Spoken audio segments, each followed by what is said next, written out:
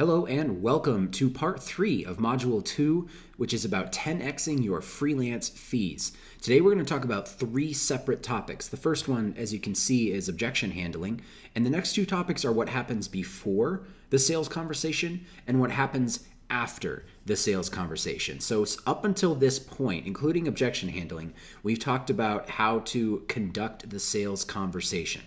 Then we're going to talk about what happens beforehand so you can be best prepared for the conversation, and what happens after so that you know you deliver the right service and you end up getting paid on time and for the full amount that you're owed.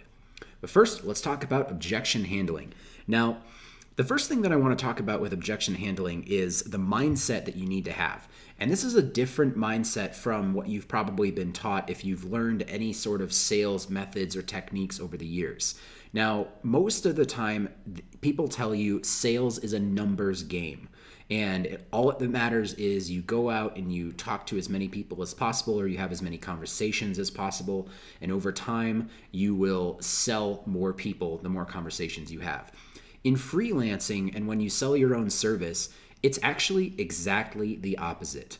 The reason being, because you are the provider of your service, you simply cannot handle more work than you can do in a month, or that you can do in a quarter, whatever your billing cycle happens to be. So when you sell a client, you're not just selling that client, you're agreeing to a specific amount of work with that client, and that's going to take your time and energy. When you sell multiple clients, you're selling multiple blocks of your time. Even though, as we've talked about before, you're talking about investing in value and you're charging based on value, but the reality is you're going to have to spend a significant amount of time doing these projects, which means if you approach sales as a numbers game, then not only are you devaluing the people that you're talking to in your sales conversations, which will come out in the conversation, but you're also devaluing your time, because you know that instead of getting a better client for a better price, you're trying to close as many people as come into your door, and it's a first come, first serve type situation. Especially if you have leads coming in, which you will learn in this course how to bring leads in consistently. You can afford to take the mindset that you're not trying to close everyone, and instead you're trying to close the right people. Now that shifts the conversation from talking about why they need to hire you into talking about why you should be the person that they work with and why you should work with them in the first place. It completely shifts the power dynamic, and it completely shifts the positioning in your favor so that you can pick the best clients to work with at the highest rates. So let's go into this too. Objections on their own are good. They're not a bad thing. When you get an objection when you're in the marketing process or when you're in the sales process, that is a good sign, because people who are uninterested don't make objections. They simply leave. They simply don't talk about the thing that they want to talk about. Now, once they leave the conversation, you're dealing with people who either buy right away, and those are the action takers that you really want to focus on. And the second type of people are the ones who need their fears assuaged a little bit. So the fears that people have change based on how they were raised and how they've done business up until that point, the words they use, everything like that. But at the end of the day, there's only a few core fears that people tend to have. And those are the fear of loss, the fear of looking stupid, the fear of getting a bad product or something like that, or some previous hurts that they've had with other freelancers. Like, you unfortunately have to deal with the fact that most of your clients have had an unpleasant experience or two with other freelancers. And that puts you at a disadvantage as a freelancer, because you have to not only overcome the objections that they would have working with you, but you would have to overcome the objections they have with working with freelancers in general. The good news is, if they're talking to you, most of the time they're ready for another freelance relationship. They just have to have their questions answered. So with the idea that objections are good, we're going to go over a couple things here that I would consider red flags. Now, this goes back to the mindset thing.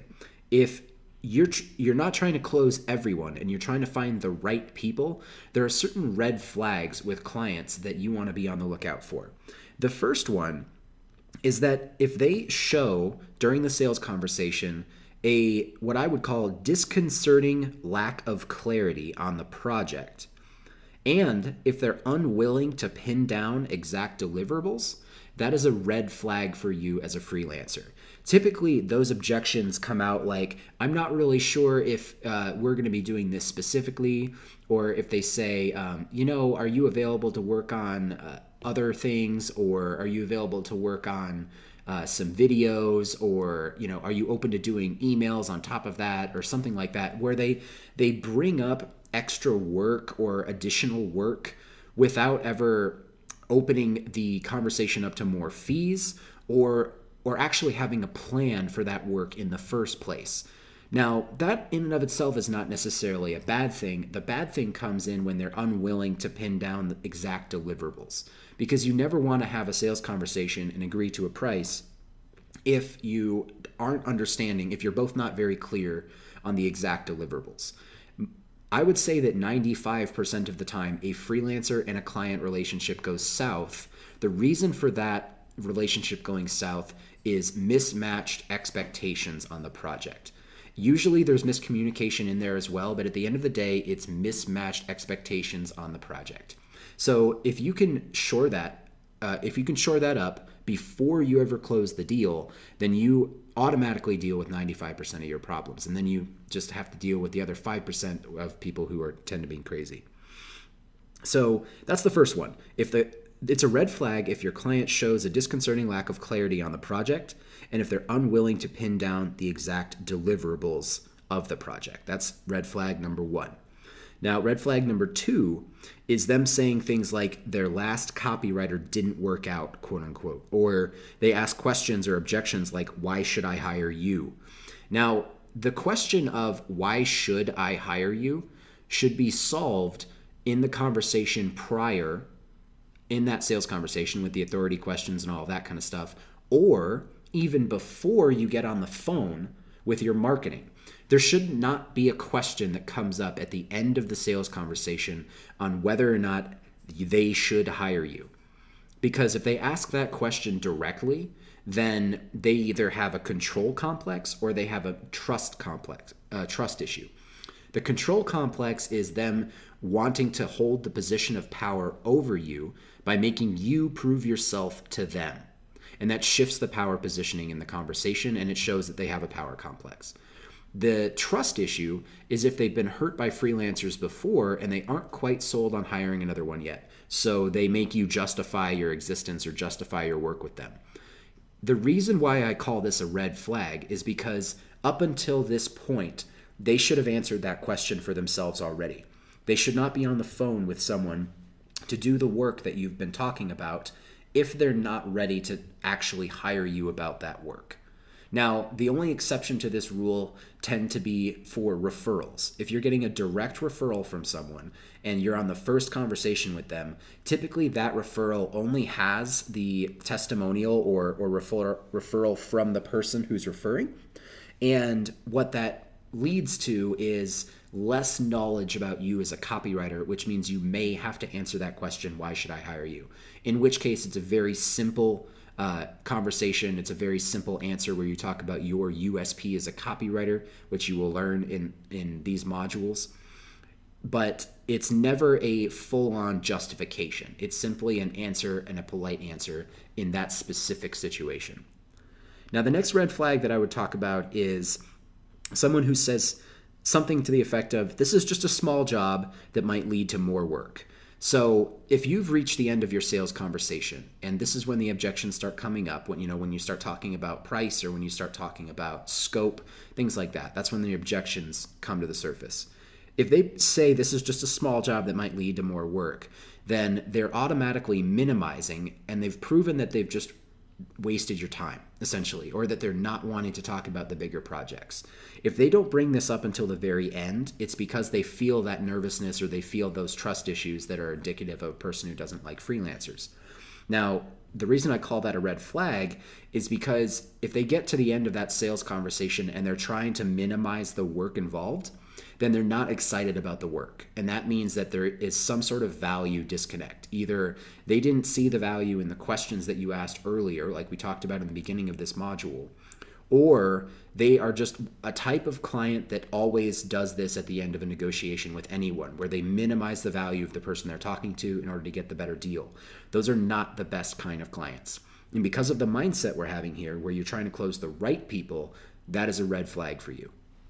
The next red flag that I'll talk about is the quote unquote, I just need a writer to do this because I don't have time type objections. So that those objections that come up are like, yeah, I just need someone to write this out for me because I would do it normally, but right now I just don't have the time to do it, so I need someone else to do it.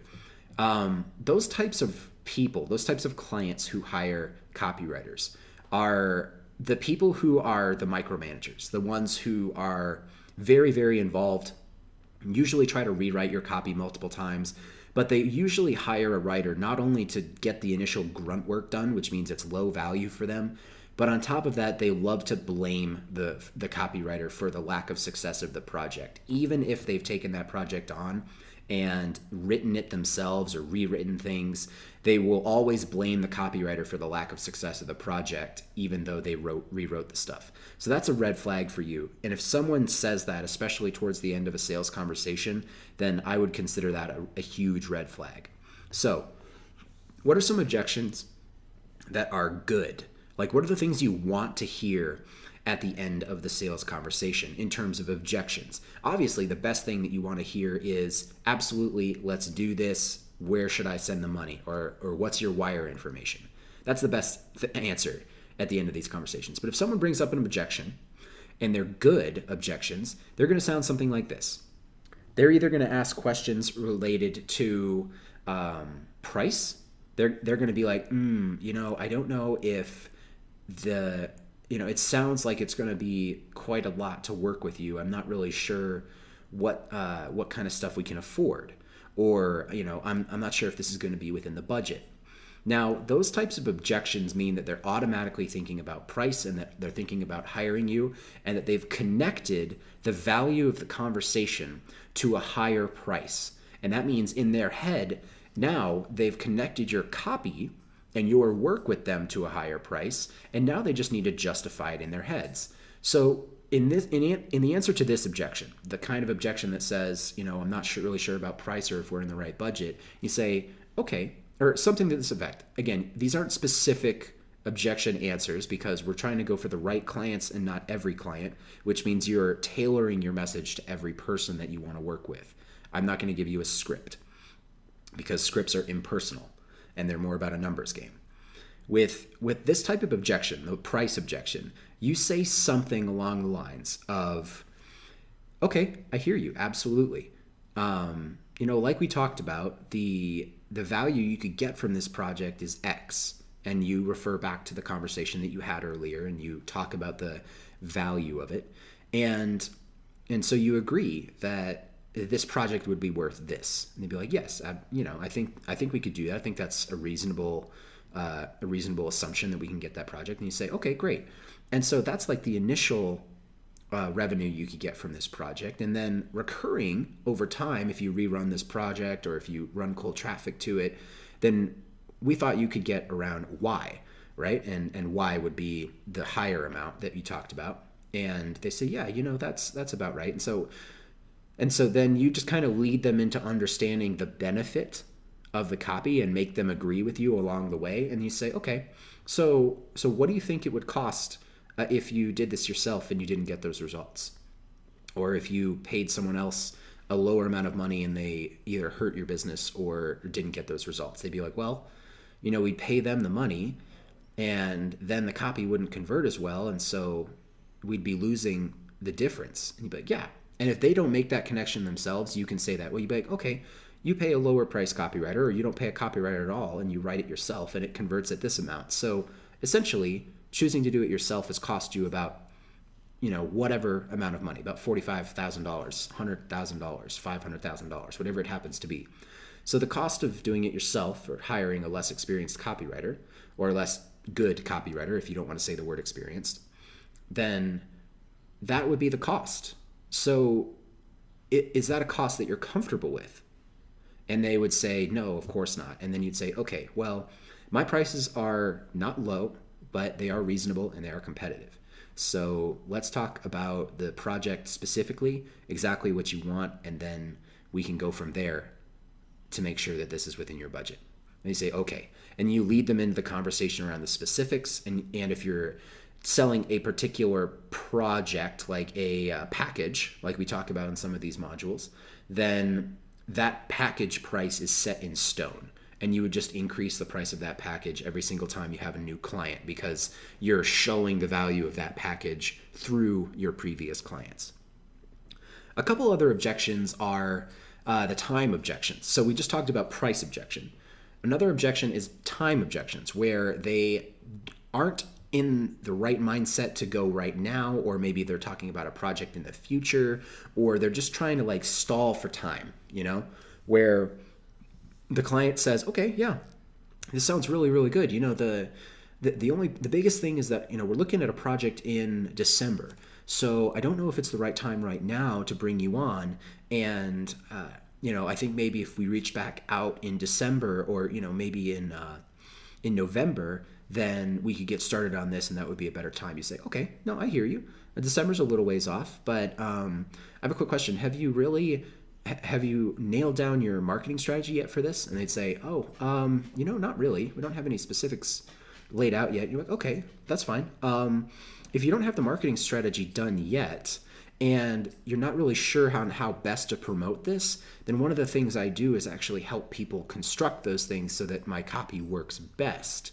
And when I write the copy, I really like to know that the funnel itself and the marketing strategy is strong behind it, so that I'm not just writing something that's not going to get seen, or an email that's not going to get clicked, or something like that. So I really like to be involved in the strategy portion. And if you haven't started that yet, then you're only 3 months out, or you're only 4 months out, or 6 months out, and you really need to start thinking about these things early.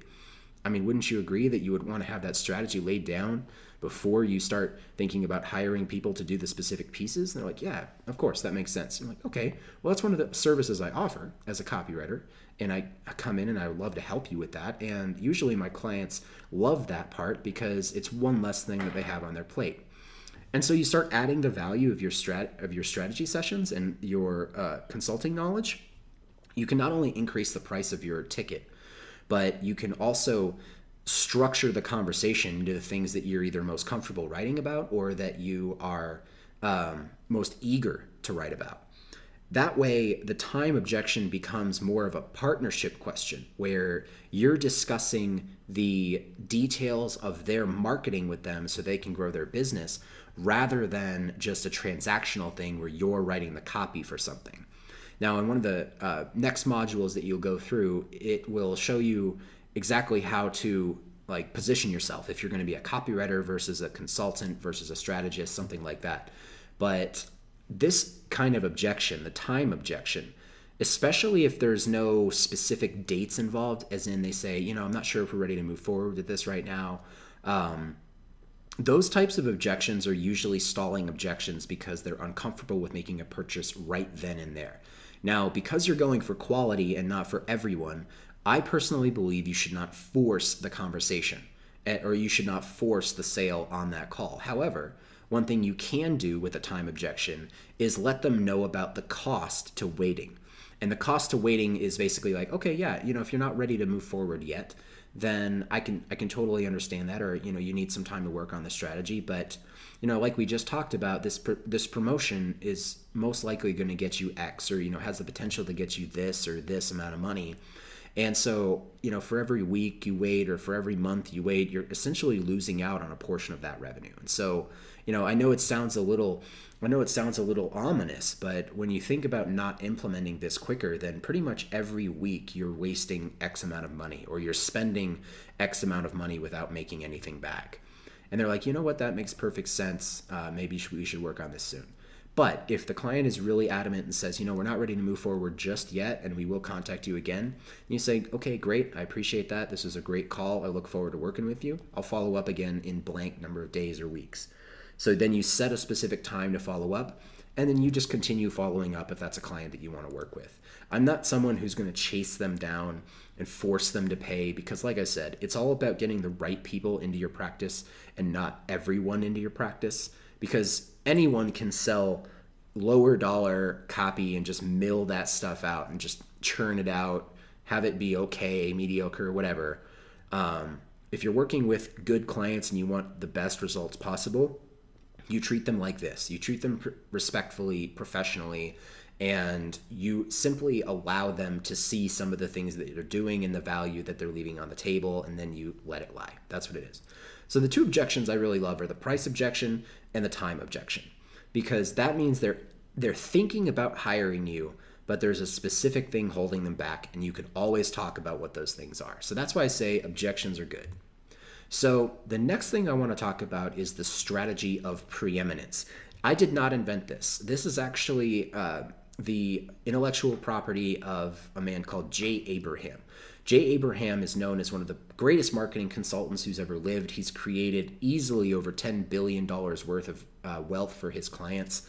Extremely smart, savvy marketing mind. Very well respected. Now, Jay's entire business model is built around this strategy of preeminence. Now, the strategy of preeminence, boiled down to its core parts, is simply caring about your client's results as much or more than they do, and deciding to be the preeminent expert in your industry or in your niche.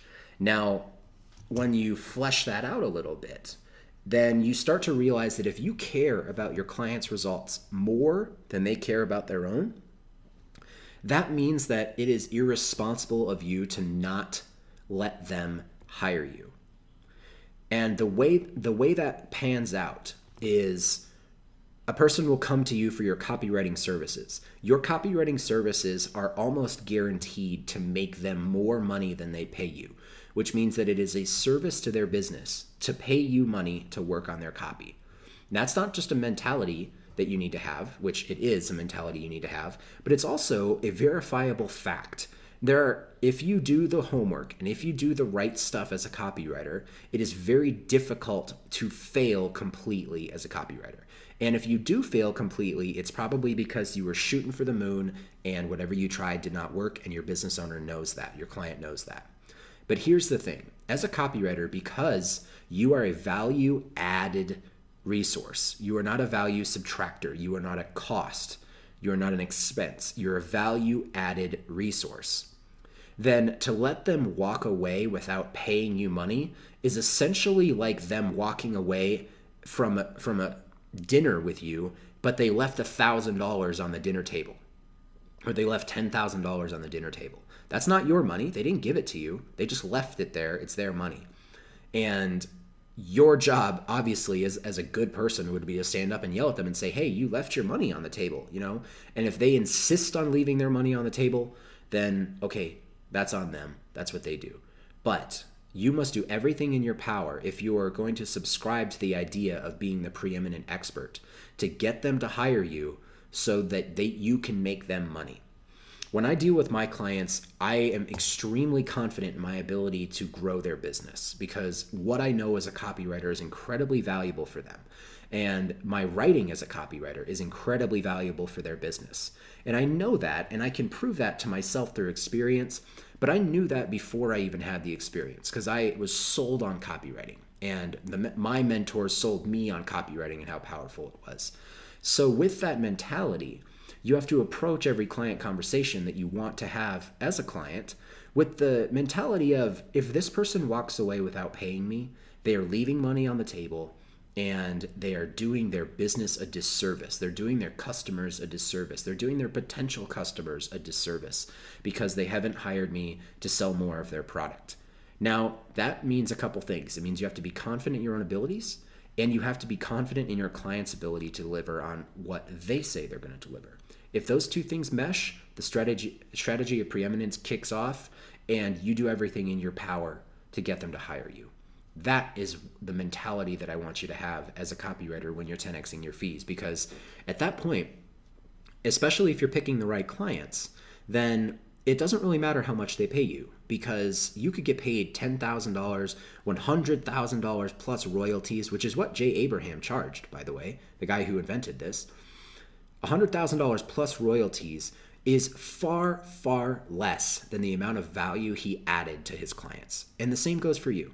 The amount of value you can add to your clients is exponentially more than the amount that you're going to charge. So that's the strategy of preeminence. So let's dive into what happens before the call, before you hop on the phone with this client. Now, there's a couple things that you want to focus on before you hop on a call with a client, assuming that you have some time to prepare. Either they've scheduled a call with you later, or you have some time to research before the call. Whatever happens, I'm assuming that this isn't off the cuff, or this isn't a conversation at a networking event or something like that. This is when you have time to prepare. So the first thing you want to do is detective work. And actually, detective work I can show you right here on the internet. So let's go ahead and dive in to the internet and do a little bit of detective work on a client. So let's say I'm approached by Tony Robbins. Tony Robbins is obviously one of the most well-known personal development coaches, high-performance coaches on the planet. And so there isn't a lot of detective work on who he is because he's extremely well-known. Now, what I want to find out is, who are his people? What is he offering? Who are the businesses that he's associated with? Like, what is this RMT Center? Is that a thing? Is Tony connected with it? What are we promoting here? Are we promoting one of Tony's books? If so, who are his partners in that book? Or what does he want to talk to me about specifically? Now, when we're doing detective work here, we're looking at the size of his social media audience. So let's go onto Facebook and find out how many people Tony Robbins has following him. Yeah, I'm sure it's in the millions, but we're going to figure it out right here live. All right, so Tony Robbins has 2.5 million people following him. He probably has more than 1 million people on his email list, right? And now that's the kind of intel we're looking at. How many social media followers does he have? How many Twitter followers does he have? How many Facebook followers? How many YouTube subscribers? How many email people on his email list do you think he has? What are some of the products that he offers? What are some of the partners he works with? What are his most successful books versus his not successful books? Some of these things. Learn about the person that you're going to talk to. If it's not Tony Robbins and he doesn't have, 23 million results on Google, then you can always find them on Facebook or LinkedIn or Twitter or YouTube or whatever they happen to be, because if they're coming to you and they're a business owner with enough money to invest, then your job is to dig, and your job is to figure out who they are and what they need help with to the best of your ability. That detective work is going to serve you later, because when you show up at the conversation, you know a lot about them, you know what their numbers are, you know what they're trying to promote, you know who their partners are, and you can start talking about what they do. So if Tony approached me to help him with this business, rmtcenter.com, then I'm going to look at this and I'm going to go, okay, he has a minute and 39 second video up front here where he's talking face to camera about what this is. Free life coaching, #1 strategy for creating personal change in others. Click here. What happens when I click through this funnel? This funnel shows up and sends me to an application. Oh, it doesn't. Maybe the link is broken. What's going on here? Okay, it's not. It's an opt-in pop-up. When I opt in here, what happens next on that page? What do I get to see? Are the videos there? Who's talking about this type of stuff?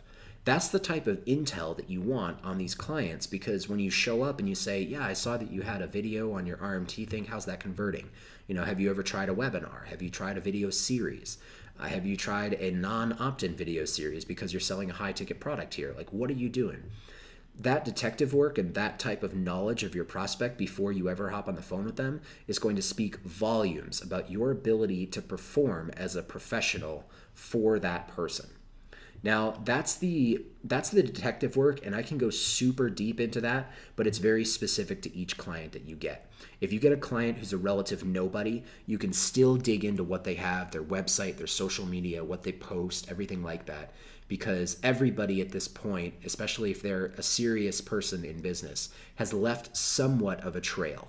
And when you dig into that trail and figure out what they're doing, then you know enough about them to start the conversation. And that is a huge boon to you as a copywriter, because that shows you can do your research before they ever even show up for the call. And you can afford to do that if you're looking for a client that you want to work with, versus you couldn't do this for 100 people. You could only do this for a couple people, because those are the ones you really want to work with. And that's what I would focus on here. So that's the detective work. You want to do that at the start. So before the call, once you figure out who you're talking to, do the detective work. The next thing you want to do is branding and authority. So before the call happens, the person is going to figure out who you are and why they want to talk with you somehow. Now, there's a module later on in this training that shows you specifically how I would recommend you do this, but you have to understand from a positioning standpoint how you come across as a copywriter, how you come across as a professional. Because when someone schedules a call with you or decides to talk with you in the first place, they're going to look you up, they're going to look at your social media, they're going to speak to their friends about you, especially if they're in business circles. So you have to understand where you are in your prospect's eyes, and you have to have a really good idea of what that is. So again, we'll hop out of here real quick. The best thing I can say for this is get to know who you are when someone Googles you. Now, I'm lucky in that my last name is relatively easy to go for. Like, they can see me on Google+, they can see me on LinkedIn. They see that I'm part of Built in Colorado with that the startup founders and all that kind of stuff. So this is something that you can control, especially if you have a name that is easier to SEO. Like if your name is John Smith, I'm sorry, this is going to be very difficult for you. Just rely on your social media profiles, because that's how they're going to reach out to you. But if you can control this, start here. If you can't control that, start at the points where they're going to search for you, like on Facebook or on YouTube or on Twitter, and then go from there.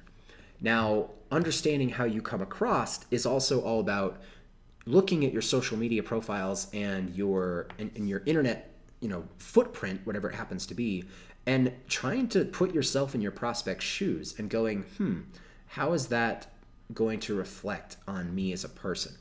How is that going to reflect on their position, or the positioning that I have for them?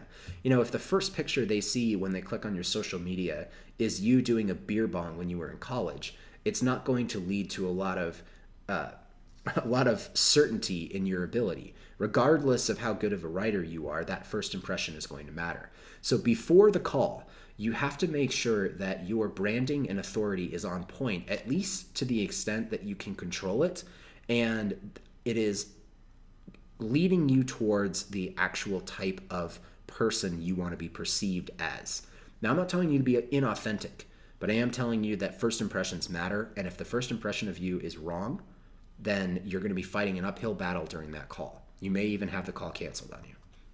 So the next thing that I want to talk about is the wait list. So the wait list is a concept that my mentor Ryan Levesque talked about in one of his private masterminds on how to properly position yourself as a copywriter or as a service provider in general to give yourself that power positioning or that in-demand type feel. Now, I have two beliefs on the wait list. The first belief is that if you have the time and you have the confidence to set up a wait list in the very, very beginning, then it will help your positioning tremendously when people actually do join the wait list and then reach out to work with you. So with that being said, the wait list is also a huge barrier because the vast majority of people who are looking for help, especially as a copywriter or for copywriting services, they're asking in order to get something done quickly. Nobody really pre-plans having a copywriting project. unless you are looking for a celebrity writer for your new product launch and you're trying to reach out to them, and you reach out early because you know they're in demand, it requires a certain amount of positioning and finesse to have a wait list that is extremely effective. By having a wait list when you're a relative nobody or nobody knows your name, then they might think that you have a higher positioning, but they also aren't likely to join your wait list in the first place. They're just going to go with another provider who's more available and more open to having the conversation.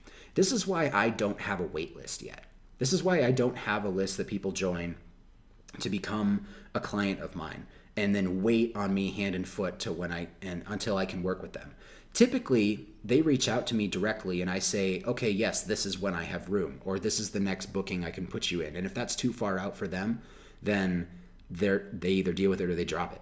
So the waitlist is one of those love and hate relationships. If you can handle it, if you have the time and the confidence, and you're willing to put the effort into branding and authority, then I would say start with a waitlist so you get that extra positioning boost. If you don't have the luxury of time, or if you don't quite have the confidence yet to put yourself in that position, I would recommend not having a wait list, because that is going to allow you to have more conversations with more clients and then build your positioning and build your branding and authority so that eventually you can have a wait list, and it's a legitimate wait list. It's not just a made up thing.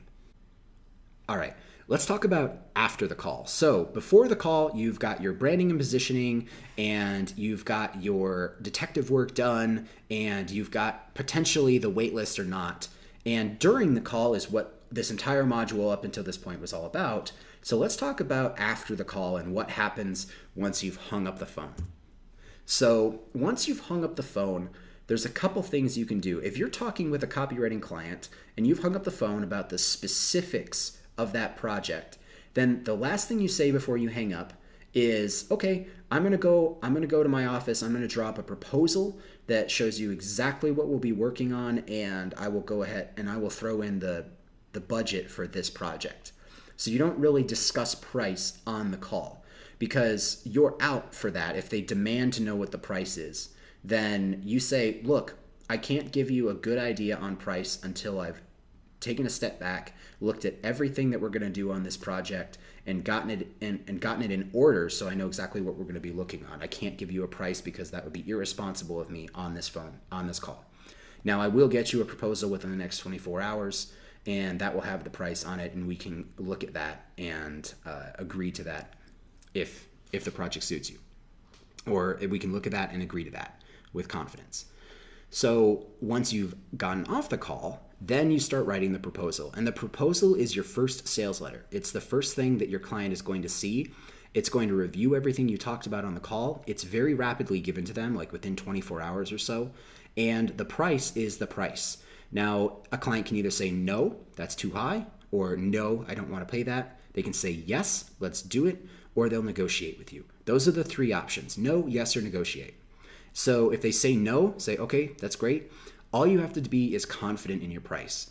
If you're not confident in your price and they say no, you're going to come back and say, okay, well, I can do it for this. That immediately punches you in the throat, because you've now just shown them that you're willing to back down on price and that you were trying to overcharge them in the first place. So never, ever back down on price. And if there is a no to that proposal, then you truly want the business, then you can look at the proposal, you can look at what they're saying, and you can say, okay, I understand you think that's too high. We can take off this, we can take off this, we can take off this and this. And you start marking things off on the proposal and saying, for your price point or for what you want to do, we can do these things. Now that forces them on the defensive and makes them choose whether or not they want the full package at the full price or the limited package at the limited price. And that's on them. That's not on you. Never straight up back down from your price once you've given it. So that's my first piece of advice. If the answer is yes, awesome. Don't debate it. Don't, say, oh yeah, that's great. We'll talk about it a little bit more. No, just go straight with that and say, okay, awesome. You can pay by wire, you can pay by check, or you can pay by card through my processing company. Which would you prefer? Or you can pay by wire or by PayPal. Those are the only two I accept. Or I only accept checks. I know Gary Benchavanga only accepted checks for his products or his work. So once you get that figured out, then I would highly recommend getting a PayPal account if you don't already have a PayPal account. I would highly recommend wire transfers. For the most part, wire transfers are extremely seamless, and they're much harder for your clients to claw back into legally if something happens. So, and trust me, as a freelancer, you're going to see some crazy stuff. So that take what I say seriously here. You can also create a payment processor either by going to get a merchant account or by finding one of those smaller processors or one of the more aggregated processors like Stripe is another one. I know PayPal also does credit card processing if you want them to. You can set anything up like that if you want to take credit cards or something like that, or going with PayPal in general, just straight PayPal to PayPal. It's up to you. However you get paid is largely up to you. Just don't be afraid to get paid in multiple ways, because some clients like PayPal the most, some clients like wire transfers, some clients like checks. I've received payments through any of those things. Just don't make getting paid a burden to them, because you don't want that extra hang up. Now, if you send a proposal and you don't get a no, a yes, or a negotiate, and they don't respond, your job is to follow up. And that follow-up should only last for a certain amount of time, because if they get the proposal and they disappear for a while, they're a bad client and you don't want them. And that's a great thing for you, because now you don't have to waste your time on them. So what happens with a follow-up?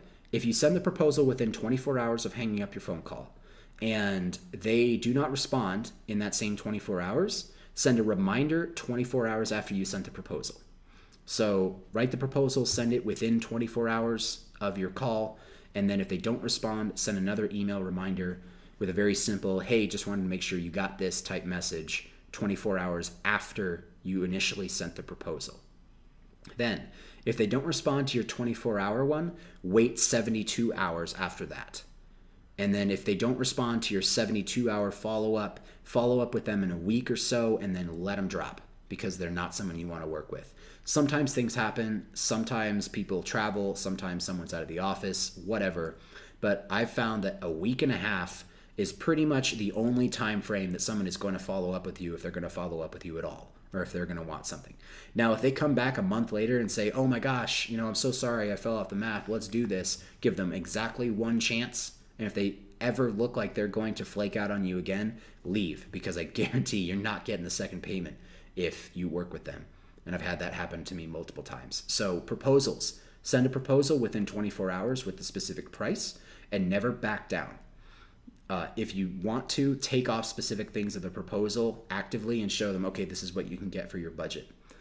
Getting paid, don't make it a barrier. Just choose whatever you have to choose. Get it set up. There are free videos, very fast videos on YouTube or anywhere on the web getting set up with any payment processor. However, I would not let it be an obstacle to you. So if getting a merchant account scares you, or applying for one scares you, or it's going to take too long, I don't have a merchant account. I have Stripe and I have PayPal, and I have my banks. So don't let it be a burden. Next, follow up. 24 hours after your initial proposal, 72 hours after your initial follow-up, and then 1 week after the 72 hours, and then let it drop. And then if they come back to you after that, give them one chance, and then drop them if they look like they're going to flake again. So that is Module 2, how to 10x your fees as a freelancer. So if you have questions, bring them to the Q&A call or ask them in the Facebook group. I appreciate your time and attention for this. But the main thing that I want you to get out of this entire module is that your ability to 10x your freelance fees is primarily in your mindset and the conversation that you have with your clients around value. And it's not about time. It's not about specific things that you're offering.